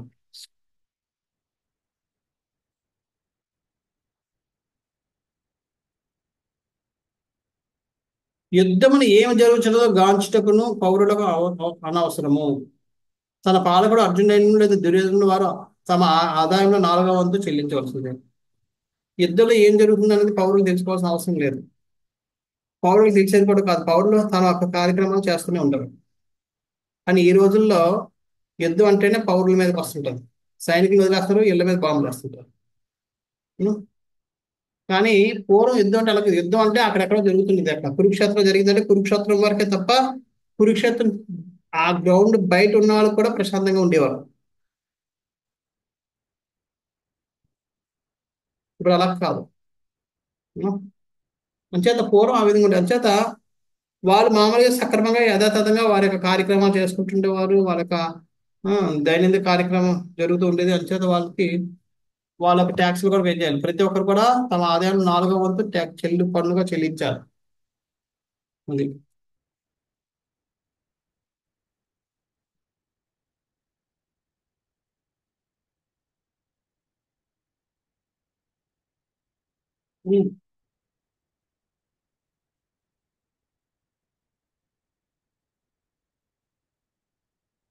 ఇక్కడ అర్జున్ కోసం చెప్తూ కరుణా హృదయం కలిగిన భక్తుడిగా లౌకిక విషయంలో త్యాగం చేయటం అతనికి సహజము కనుక సంపదలకి యుద్ధం చేయనని అతను నిశ్చయించను. కానీ అజ్ఞానమే దీనికి కారణమైందని అతని బుద్ధి కలుషితమైన కలుషితం కామబడినదని ఇచ్చట తెలుపబడినది. భగవద్గీత చతుర్థ అధ్యాయంలో తెలుపబడినట్టు అర్జునుడు శ్రీకృష్ణుని నిత్యసకుడు మరియు భక్తుడి కారణమున అతని బుద్ధి ఏ సమయంలో కలుషితమగుటకు అగుటకు అవకాశమే లేదు.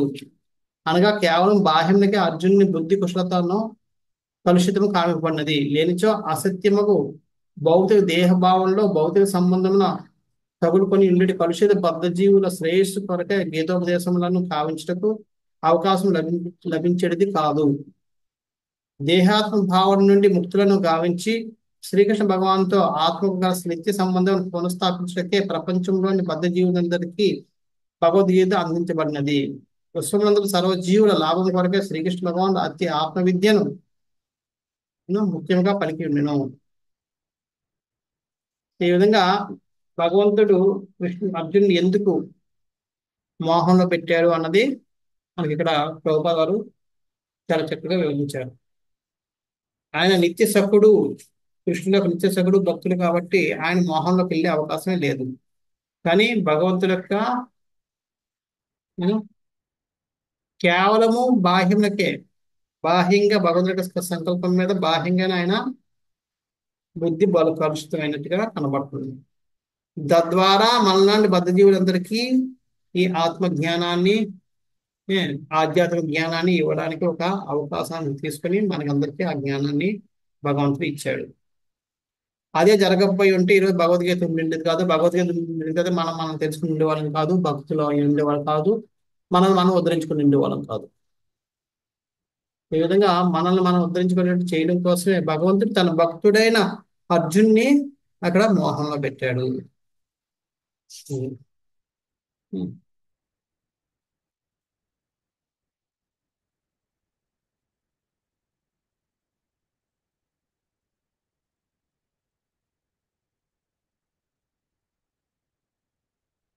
ఇక్కడ విశ్వనాథ్ చక్రవర్తి ఠాకూర్ గారు రాస్తున్నారు, అర్జునుడు అక్కడ ఏ విధంగా అయితే తన యొక్క మోహంలో పడ్డాడో అదే విధంగా ఇక్కడ కూడా యుధిష్ఠుడు మోహంలో పడ్డాడు.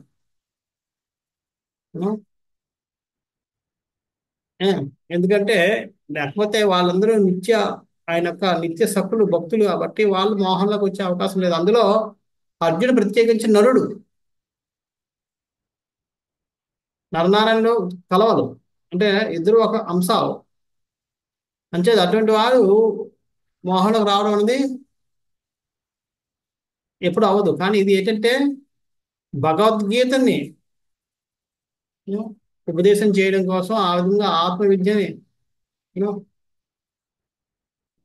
మనకి అందరికీ ఇవ్వడం ద్వారా ఆత్మ జ్ఞానం లేదంటే ఆధ్యాత్మిక జ్ఞానం ఇవ్వడం కోసం భగవంతుడు అర్జునుడిని మోహంలోకి గురి చేశాడని చెప్పి విశ్వనాథ్ చక్రవర్తి ఠాకూర్ వారు చెప్తున్నారు. నెక్స్ట్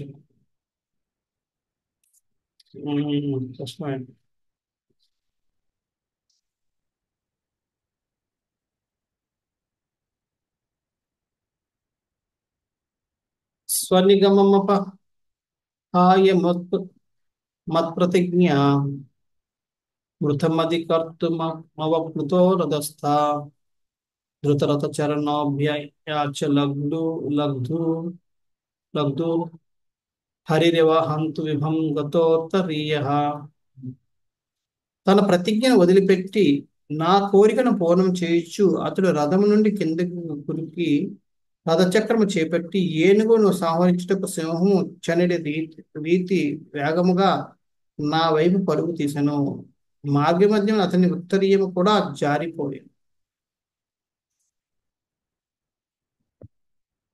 ఈ విధంగా భక్తుడైన భీష్ముడు కృష్ణుని యొక్క గొప్పతనాన్ని చెప్పింది ఇక్కడ తెలపడమే కాకుండా చాలా విషయాల్ని ఈ శ్లోకంలో చెప్తున్నాడు. చాలా మందికి అనిపిస్తుంది కృష్ణుడు తన యొక్క వాగ్దానం చేసిన సరే తన వాగ్దానం వదిలేసుకుంటాడు, మన మాట మీద నిలబడే మనిషి కాదు, మాటకారి, దొంగ, ఈ విధంగా చేతకారి, ఈ విధంగా. కానీ ఇక్కడ అవన్నీ కరెక్టే. విష్ణువు అది చెప్తున్నాడు, అవన్నీ కరెక్టే. తన ప్రతిజ్ఞ వదులుకున్నాడు, వదిలిపెట్టాడు, మాట మీద నిలబడ్డు, మాట తప్పాడు. కానీ ఎందుకు? నా కోరికను పూర్ణం చేయడం కోసం. తన కోరిక ఇది చేయాలి. ఆల్రెడీ ఇంత ముందు చెప్పాడు, నేను ఆయనకి భక్తుడిని కాబట్టి, ఉం? భక్తుని కాబట్టి నా కోసం నా ముందుకు వచ్చాడని చెప్పి అక్కడ ఎన్నో శ్లోకంలో, ఆయన భక్తుని కాబట్టి నా నా ఎందు కృపకొచ్చి ఆ, నా ముందు వచ్చి నిలబడ్డాడని చెప్పి చెప్పుకుంటాడు.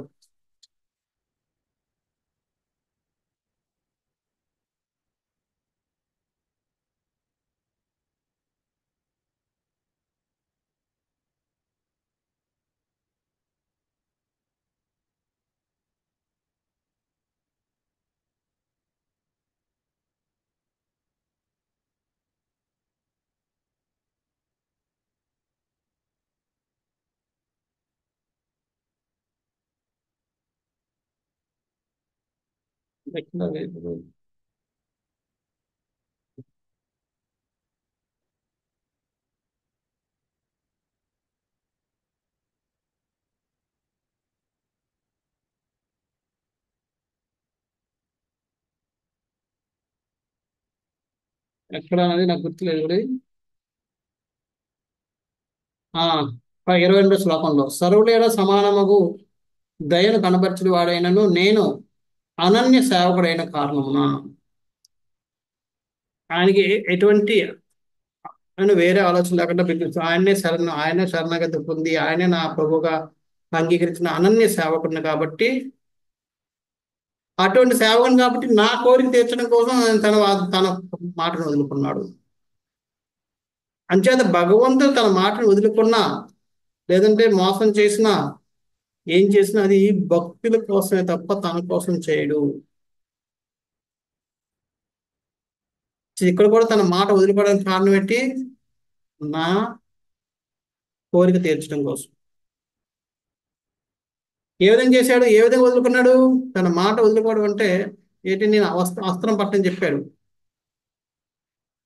యుద్ధంలో నేను అస్త్రం పట్టను, ఓన్లీ సలహాలు ఇస్తాను అంతే తప్ప ఇంక నేను అస్త్రం పట్టను. రథం మీద కింద దిగి రథచక్రం చేతిలో పట్టుకొని పరిగెడుతున్నాడట. ఒక ఏనుగుని సంహరించడానికి సింహం ఏ విధంగా పరిగెడుతుందో ఆ విధంగా పరిగెడుతూ వస్తున్నాడు. ఆ దారిలో ఆయన తలకు కండువ, పైన ఉన్న కండువ ఉత్తరి కింద పడిపోయింది. అది కూడా గమనించలేదట ఆయన. అంటే ఎంత దీంట్లో వస్తున్నాడో చంపాలని చెప్పి. ఆ విధంగా ఇక్కడ ఇద్దరు భక్తుల కోసం, ఒకటేమో అర్జున్ రక్షించడం కోసం, రెండోది భీష్ముని కోరిక తీర్చడం కోసం. వాళ్ళిద్దరు భక్తుల కోసం తన యొక్క కోరిక ఆత్మని ఆయన వదులుకోవడానికి, వాగ్దానాన్ని అన్నిటినీ వదులుకోవడానికి ఆయన రెడీ. అది భీష్మదేవుడు తన మనసు, అది ఇంతవరకు కూడా చాలా మంది తెలియదు. భీష్ముడు కోరిక తీర్చడానికి ఆయన చేశాడని చెప్పి అర్జున్ని కాపాడుకోవడం నాకు పెద్ద ముఖ్యమైన విషయం కాదు. కావాలని అర్జున్ ఎక్కడైతే మరోసారి మోహంలో పెట్టి వేరే వాళ్ళు యుద్ధం చేసి ఉండేవాడు. కానీ భీష్ముడి కోరిక తీర్చడం అన్నది ముఖ్యం. అది తన ముందుండి తను ఓడిపోయేటట్టు చేస్తేనే భీష్ముడి కోరిక తీరుతుంది. అందుకని ఆ కోరిక తీర్చడం కోసం ఆయన తన వాగ్దానం వదులుకుంటాడు. ప్రభుపాదుల వారు ఈ పారాగ్రాఫ్ లో చాలా మంచిగా వివరిస్తారు ఎందుకు కృష్ణుడు తన వాగ్దానాన్ని విడిచిపెట్టాడన్నది. ఇక్కడ ప్రభుపాదులు చెప్తున్నారు, కురుక్షేత్ర యుద్ధ నియమంలో ఆధారపడి జరిగి ఉన్నను, మిత్రుడి నడుమ జరిగి యుద్ధం వల్ల క్రీడాభావం గోచరించను. అది నిజానికి యుద్ధ నియమాల ప్రకారం జరుగుతున్నప్పుడు కూడా అది స్నేహితుల మధ్య జరుగుతున్నట్టుగా జరిగింది. సో ఒకసారి భీష్ముడు అర్జునుడు చేస్తున్నారు, ఎందుకు చేస్తున్నారని మీరు చదవండి. దాంట్లో ప్రభుపాద వారు పూర్తిగా వివరించారు. అక్కడ చెప్తున్నారు, అర్జున్ దాదాపు పరాజితుడయ్యాను. అతడు మరుక్షణమున భీష్ముని చేత నిహతుడయ్యే పరిస్థితి అరుదించెను. ఆల్మోస్ట్ ఇంకా ఓడిపోయి అర్జున్ చేతిలో చనిపోయే స్థితికి వచ్చాడు. ఆ సమయం దేవదేవుడు శ్రీకృష్ణుడు తన భక్తుడైన భీష్ముడికి అతని ప్రతిజ్ఞ నెరవేర్చడం ద్వారా మొదము కూర్చొని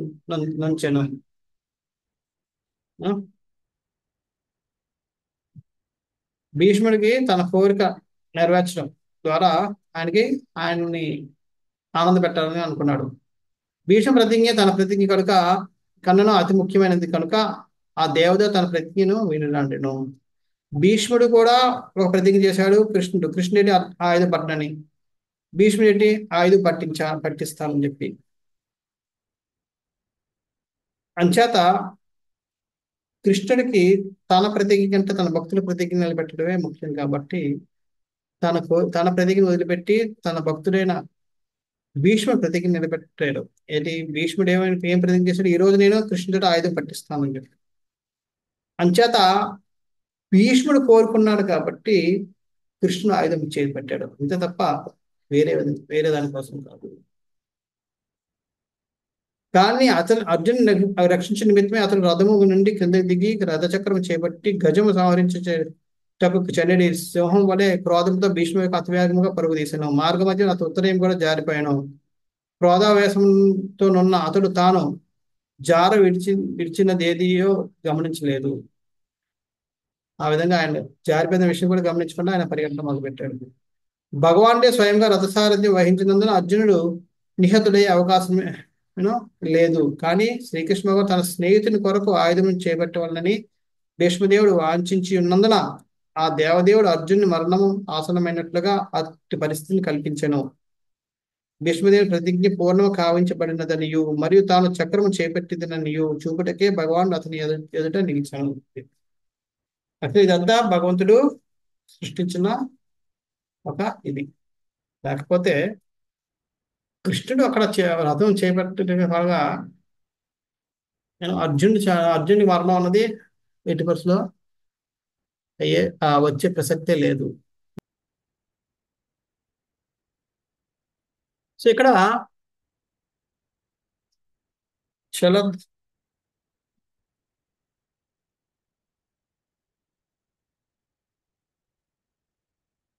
నెక్స్ట్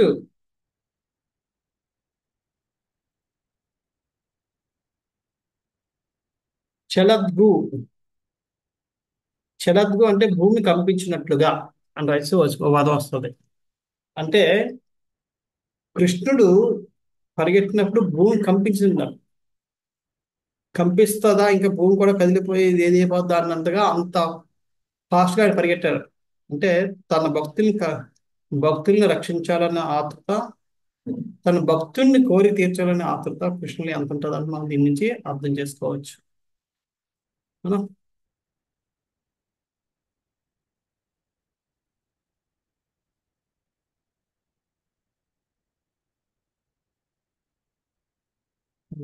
ఇక్కడ సేదస్వామి చెప్తారంటే భగవంతుడు భూమి మీద కూర్చున్నప్పుడు భగవంతుడు భారాన్ని భూమి మొయ్యలేదు.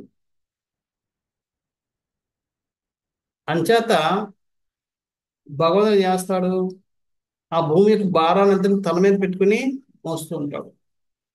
అందుకని ఎప్పుడైనా సరే భగవంతుడు అనుకుంటే మామూలుగా అనుకోని విధంగా వ్యవహరించినప్పుడు, పరిగెట్టినప్పుడు, ఇలా చేసినప్పుడు భూమి కూడా ప్రకంపిస్తూ ఉంటుంది అని చెప్పి పేద సోమవారం రాస్తున్నాం.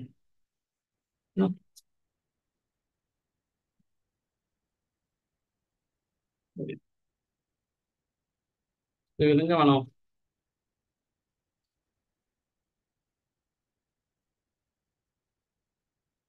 మిగతా ఇంకా టైం పడుతుంది, ఇవన్నీ అవ్వవు కాబట్టి మిగతా రేపు చూద్దాం. ఎవరికైనా ఏమైనా ప్రశ్నలు ఉన్నాయో చర్చిస్తున్నాం.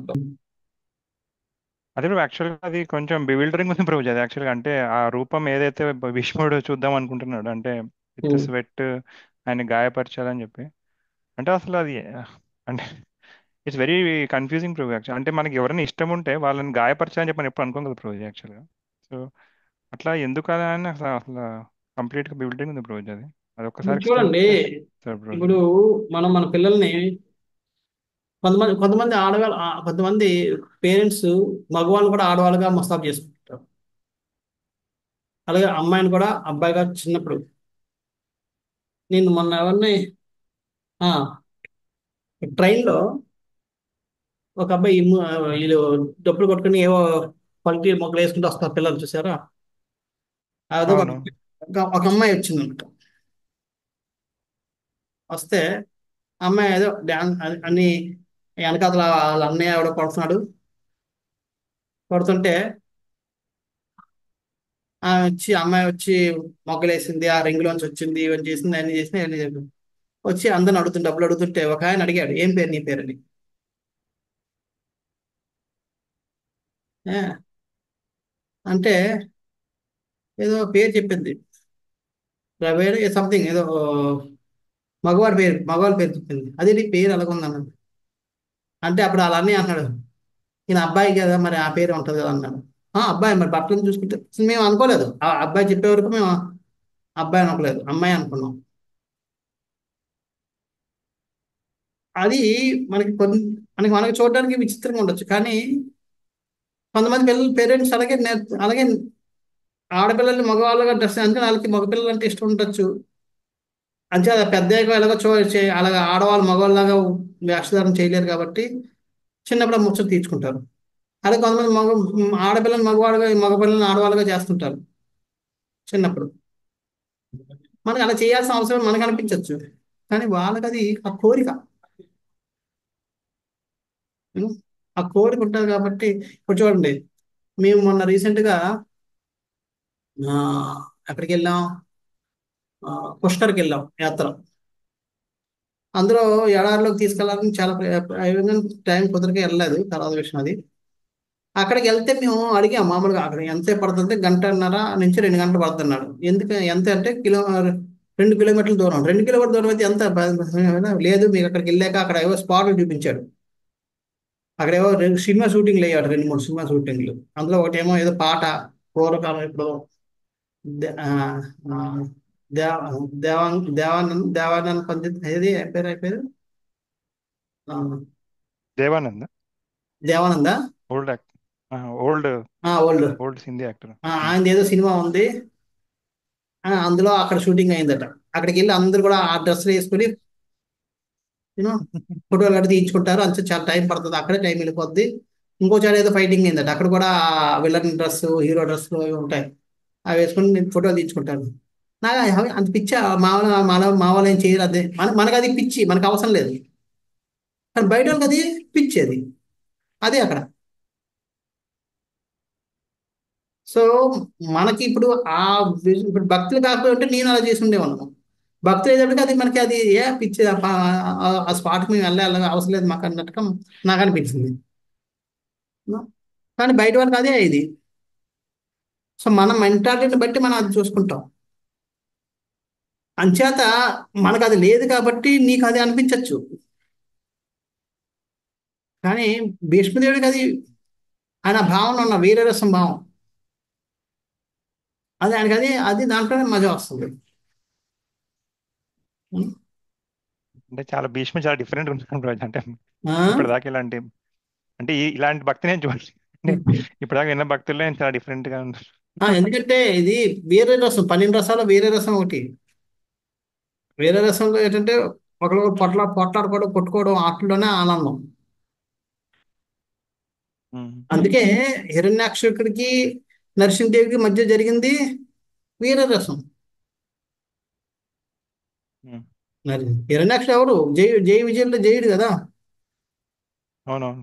హిరణ్యకశిపుడు వాళ్ళ జయ విజయులు భక్తులే, కానీ వీర రసం కోసం వాళ్ళిద్దరు ఆ విధంగా కట్టుకున్నారు. ఆ విధంగా ఆయన భగవంతుడికి ఆనందం కలిగిస్తున్నాడు,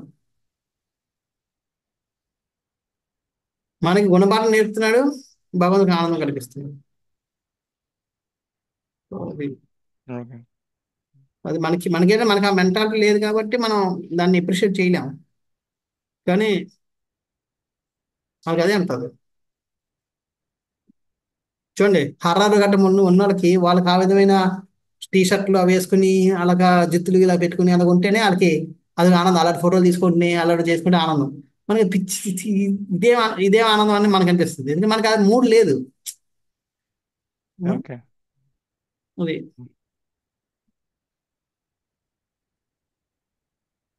థ్యాంక్ యూ ప్రభు. హరి గ్రంథరావు శ్రీమద్ భాగవతం की जय, श्रील प्रभुपाद की जय। वाञ्छा कल्पतरुभ्यश्च कृपा सिन्धुभ्य एव च पतितानां पावनेभ्यो वैष्णवेभ्यो नमो नमः। अनंतकोटि वैष्णव वृंद की जय। हरे कृष्ण। प्रभुपाद की जय। హరే కృష్ణ ప్రభుజీ దండావత్ ప్రణామం. नाम धन्यवाद, धन्यवाद। धन्यवाद। హరే కృష్ణ हरे ప్రభుజీ कृष्ण, దండావత్ ప్రణామం. हरे कृष्ण, धन्यवाद। హరే ప్రభుజీ కృష్ణ हरे कृष्ण, हरे कृष्ण, धन्यवाद। హరే కృష్ణ ప్రభుజీ దండావత్ ప్రణామం. धन्यवाद।